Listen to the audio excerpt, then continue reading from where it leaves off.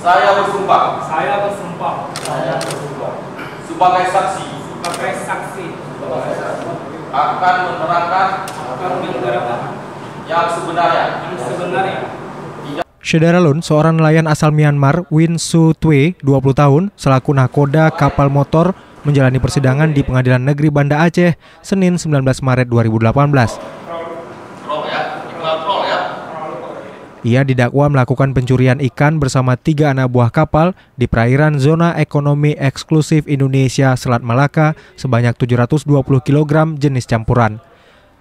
Saat bersidang, terdakwa tidak didampingi kuasa hukum. Setelah mendengarkan pembacaan dakwaan dari tim Jaksa Penuntut Umum Kejati Aceh, sidang dilanjutkan dengan pemeriksaan saksi yang tak lain anak buah kapal, yaitu Myo Win Aung 32 tahun, Somin 34 tahun, dan Momo 40 tahun.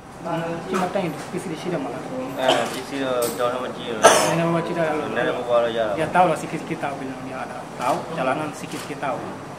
Ada belajar dia sudah tahu baru tidak.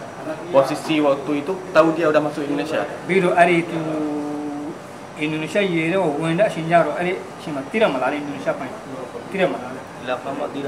Dia tahu dia jawabkan itu waktu karena dia ingat ada Malaysia air Malaysia yang itu tempat itu baru dia tangkap yang Indonesia tangkap baru sudah tahu dia Indonesia tempat Indonesia. Pada saat dilakukan penangkapan itu sempat memotong, dia memerintahkan ABK-nya itu untuk memotong tali jaring yang sedang berada di dalam laut untuk melakukan penangkapan ikan di perairan Indonesia. Nah, dengan dipotong itu kan berarti kan memang udah ada niat dari awal dia itu untuk melakukan penangkapan ikan di perairan Indonesia. Seperti itu dia. Dengan nggak ada bendera ya? Ya, dengan nggak ada bendera, kemudian memang sempat dia potong. Berarti kan tahu dia itu memasuki wilayah ZEE Indonesia.